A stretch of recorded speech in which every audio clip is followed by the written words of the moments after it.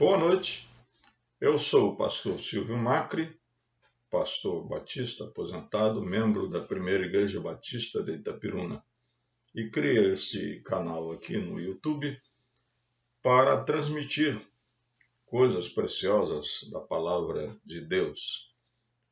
Nossa mensagem de hoje tem como título A Cruz no Meio do Caminho e está baseada em João capítulo 19, versículos 17 a 22, palavra que nós vamos ler neste instante. Este capítulo todo fala justamente sobre o julgamento, a condenação e a crucificação de Jesus Cristo.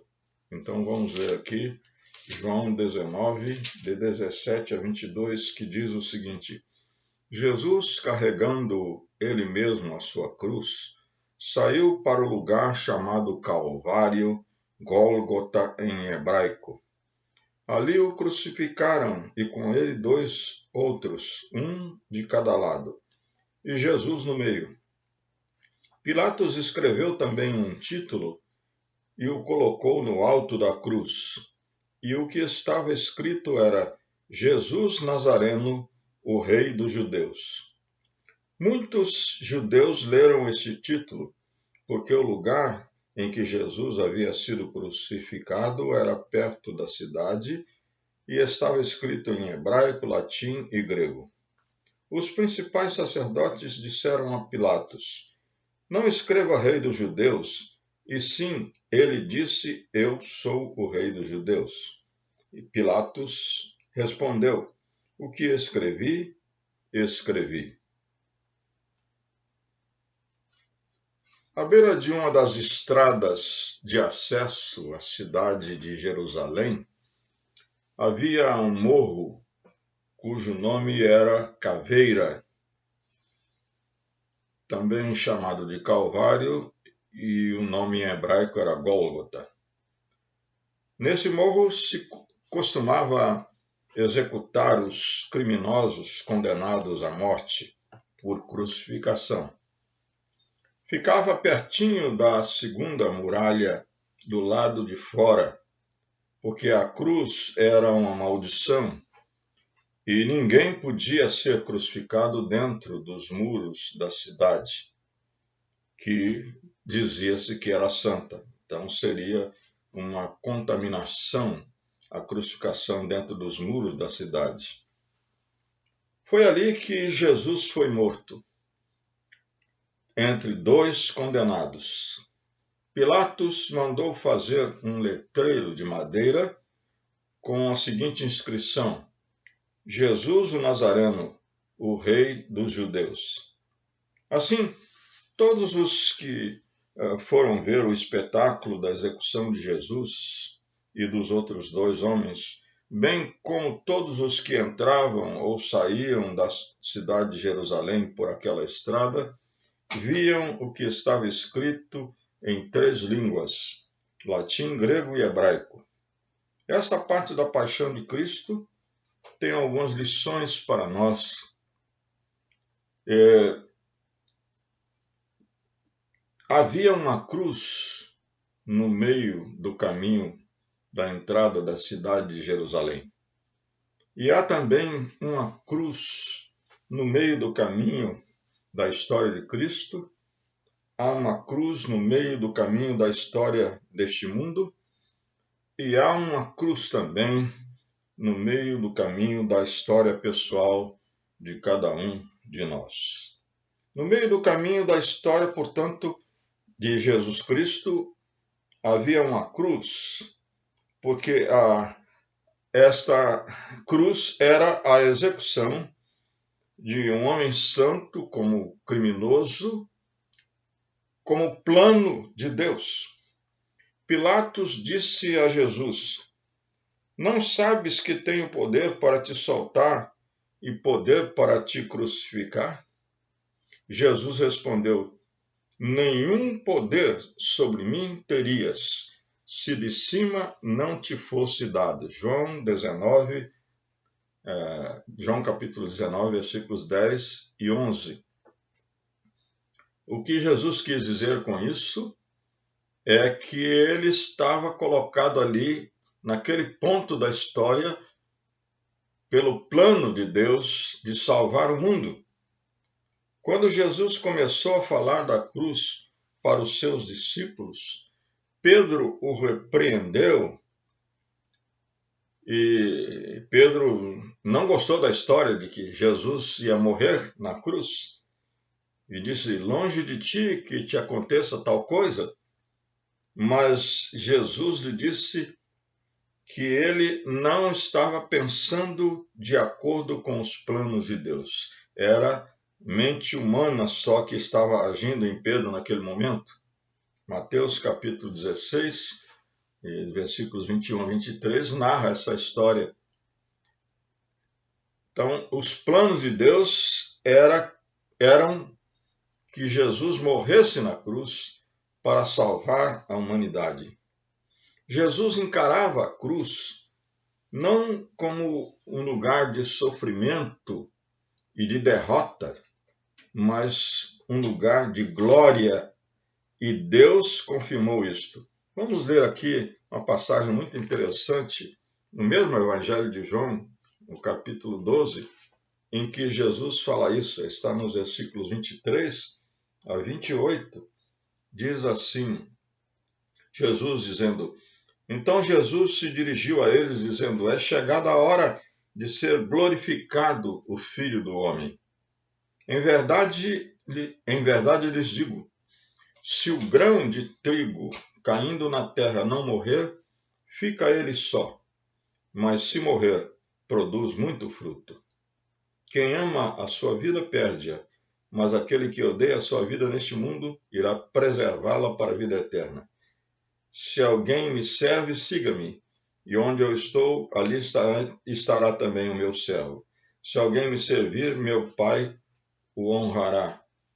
Então,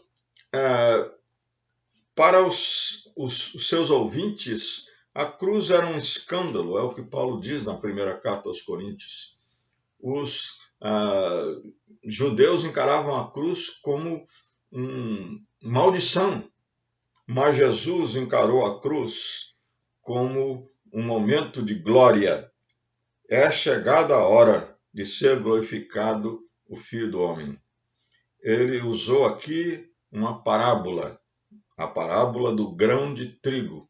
Se você semeia um grão de trigo ou de qualquer outro cereal, e ele não morre, quer dizer, ele não brota e não se torna uma planta, não vai produzir nada.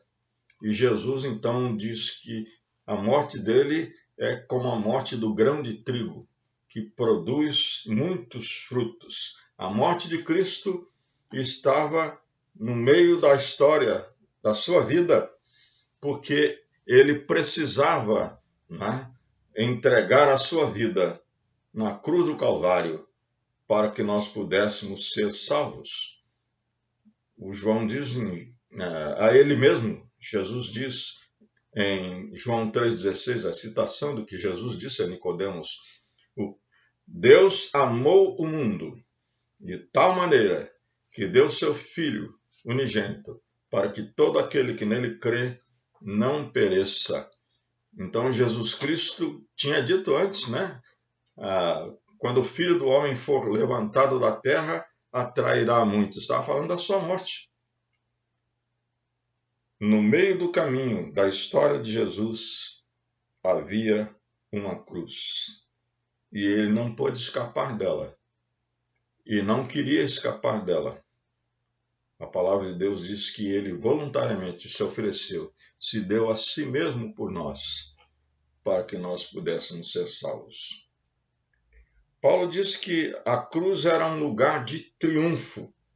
Então, mais do que um lugar de glória, na carta aos Colossenses, no capítulo 2, Paulo fala que a cruz era um lugar de triunfo. E veja só o que Paulo diz aqui, capítulo 2 de Colossenses, versículos 14 e 15, diz que Cristo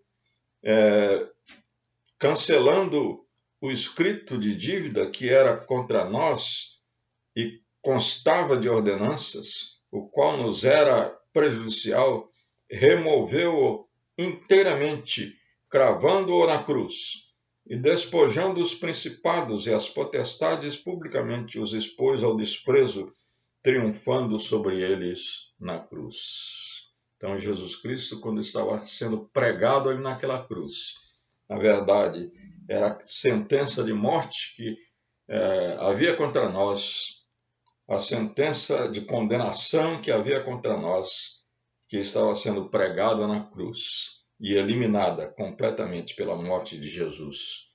Então, Jesus triunfou ali dos principados, sobre os principados, sobre as potestades, e os expôs publicamente ao desprezo e triunfou sobre eles na cruz. No meio do caminho da história deste mundo também existe uma cruz. Gálatas capítulo 4, versículos 4 e 5, diz assim, Gálatas 4, 4 e 5, diz assim, mas quando chegou a plenitude do tempo, Deus enviou o seu Filho, nascido de mulher, nascido sob a lei, para resgatar os que estavam sob a lei, a fim de que recebêssemos a adoção de filhos. E porque vocês são filhos, Deus enviou o Espírito de seu Filho ao nosso coração. E esse Espírito clama, Abba, Pai. Assim você já não é mais escravo, porém filho, e sendo filho também é herdeiro de Deus.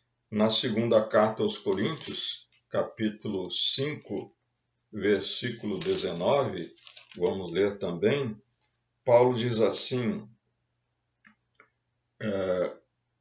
Deus estava em Cristo, reconciliando consigo o mundo, não levando em conta os pecados dos seres humanos e nos confiando a palavra de reconciliação. Essas passagens, elas nos falam que a vinda de Cristo mudou a história do mundo, ou melhor dizendo, mudou a história da humanidade.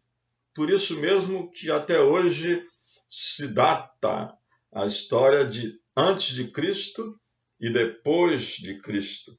Quando Pilatos mandou escrever o letreiro e pendurá-lo no alto da cruz, sem querer ele estava profetizando que o nazareno chamado Jesus seria rei dos reis e senhor dos senhores, o rei dos reis e o senhor dos senhores. Como diz o Apocalipse, os reinos deste mundo vieram a ser de Cristo, o Filho de Deus, o rei dos reis, o senhor dos senhores, como é cantado naquele grande trecho, né, do oratório Messias de Handel, chamado Aleluia, famoso no mundo inteiro, né? Isso foi nas línguas, isso foi escrito, essa tabuleta lá de madeira, nas línguas em que se expressavam a política, que era o latim, a cultura, que era o grego, e a religião, que era o hebraico. Nunca mais o mundo foi o mesmo depois daquela cruz. Havia uma cruz, precisava haver uma cruz no meio do caminho da história deste mundo. Existe uma cruz. E o mundo não é mais o mesmo depois da cruz de Cristo. Mas no meio do caminho da história de cada um de nós também, existe uma cruz. É interessante notar, o texto que nós lemos diz que Jesus Cristo foi crucificado entre dois criminosos, entre duas pessoas que estavam ali justamente condenadas pelos seus erros. Jesus veio para morrer entre homens condenados, Não só aqueles criminosos da cruz, né, deveriam ser condenados e foram condenados pelos seus erros, mas todos nós. A palavra de Deus é clara, diz assim que o salário do pecado é a morte. E foi isso que Jesus deixou claro. Ele disse: se alguém quiser vir após mim, negue-se a si mesmo, tome cada dia a sua cruz e siga-me. Está lá em Lucas capítulo 9, 23. É interessante que a palavra diz: tome cada dia. Quer dizer, tomar a cruz é cada dia negar-se a si mesmo e seguir a Jesus. Essa expressão, tome cada dia a sua cruz, é muito interessante porque se refere ao fato, era da cultura da época, né? De que o criminoso que era condenado a morrer crucificado, ele precisava transitar pelas ruas da cidade numa exposição pública, né? Era um escárnio público, ele carregando sobre os ombros a sua própria cruz, como Jesus realmente começou a fazer, né? E então, ele, diante do povo, ele estava sendo publicamente exposto como um criminoso que ia morrer na cruz. É isto que quer dizer a expressão tome cada dia a sua cruz. Exponha-se como um crucificado com Jesus. Paulo disse: eu não vejo glória nenhuma a não ser na cruz de Cristo, pela qual o mundo está crucificado para mim e eu para o mundo.